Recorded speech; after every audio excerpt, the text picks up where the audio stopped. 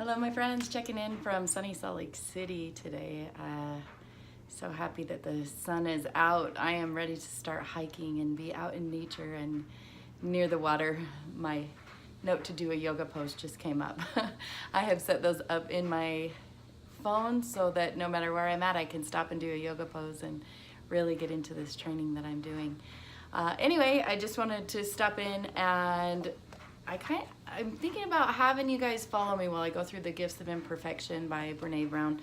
If you haven't watched her latest Netflix video, I highly recommend it. It's very good, very vulnerable.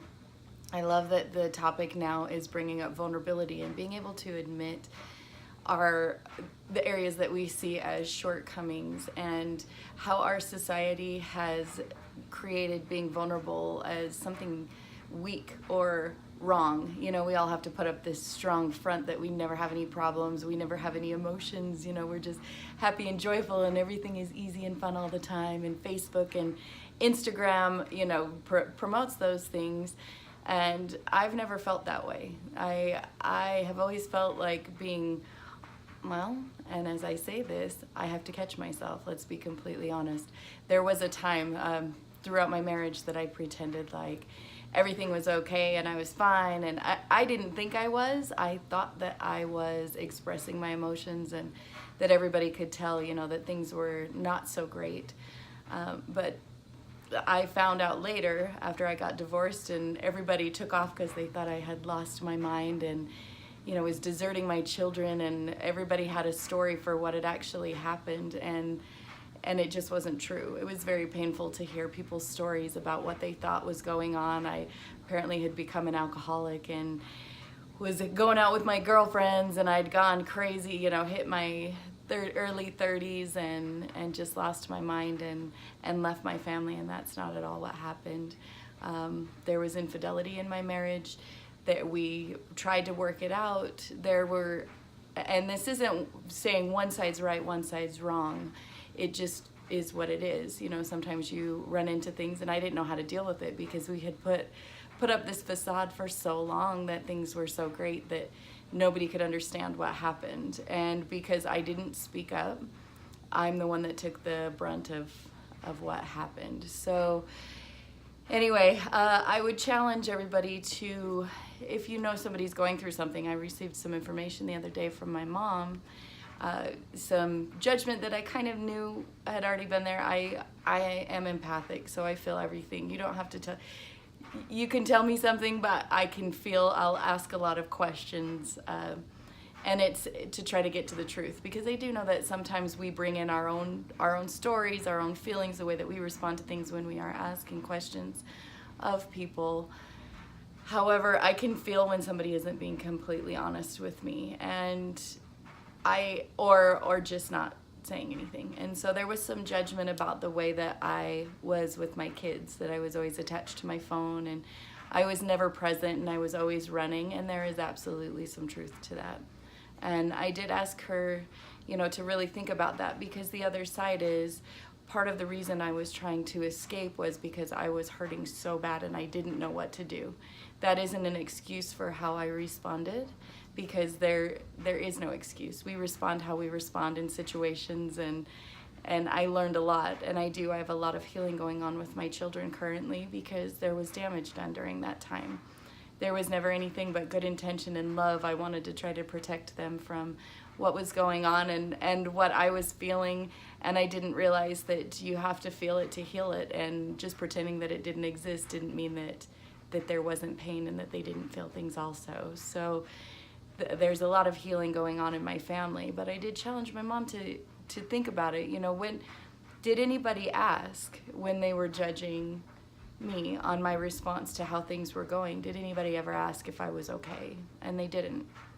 People chose their stories. And this isn't a thing of, I love this situation. I love the experience that I had. At this point in my life, I've done a lot of healing around it, and I realized that I have received a lot of really great blessings out of that.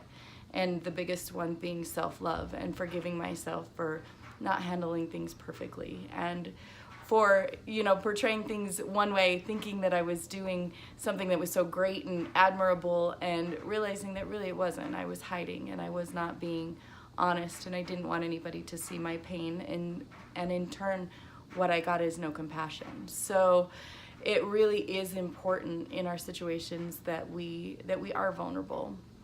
I'm working currently right now with a couple of people and on the difference between owning your story and reliving your story, because that's a difficult thing. You know, people say, oh, just get over it, just don't feel it, you know, that's over, it's old, you need to, and that simply does not work, and that is called spiritual bypassing. In some cultures that's what they call it, but just pretending that it didn't happen, or saying, yeah, you know, that happened and it's crappy, but I'm gonna move along, it doesn't heal it. This energy gets stuck in our bodies and things happen. Right now I'm dealing with some weight gain, and it is from a partially poor diet, which is being addressed, but the poor diet is a coping mechanism. It's an addiction, just like drugs or alcohol or anything, and I'll do another video on that topic as well. As far as addiction, you know, we don't admit that just because food isn't illegal doesn't mean that it's not good for you. And we do use it for coping mechanisms. We use work for coping mechanisms. We use our phones. Everybody's addicted in one way or another. And some are seen as healthy, but anything in excess is not healthy.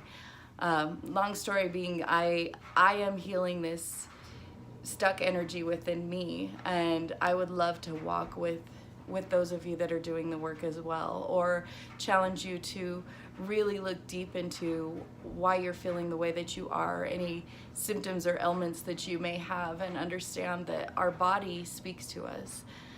Dr. Gabor Mate is a physician and psychologist. He used to work with drug addicts in Vancouver, British Columbia.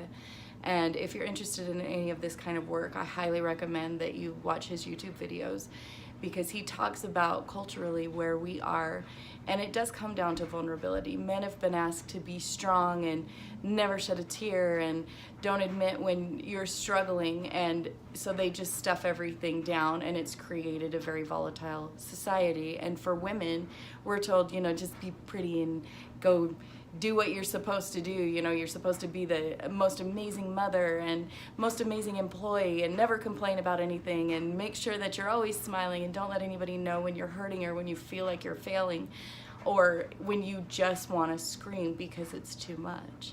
And we all feel that way at one time or another, and you know, just different situations, whether it's being a parent or being an employee or whatever it is that you're doing. You know, we have all done what we see as failure, which I'm learning is just learning, and learning to love yourself. And you know, Abraham Hicks says, if you saw a baby, you know, when a baby crawls and they fall down, do you say, hey, stupid, why don't you just get up and walk? No, we don't. We give that compassion to children as they're learning, but we don't give it to ourselves, and we are learning this whole lifetime. So anyway, that was a little bit all over the place, but I would just like to challenge you all to look at the areas where we can learn and grow and be more vulnerable. And if you'd like to follow along, we're doing this book club, and I usually do audio, and I may have to create the audio on this one because I couldn't find it on YouTube, and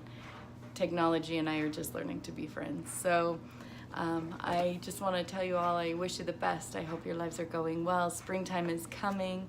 Let's challenge ourselves to be the best that we absolutely can be, and to learn to own your story, forgive yourself, do your shadow work, but don't live in your story. So anyway, best of luck. Any questions, please reach out. Very happy to be in cooperation with the collective consciousness in this time. We're in a beautiful time of healing of the world, and I'm very happy that you're all here. Have a great weekend.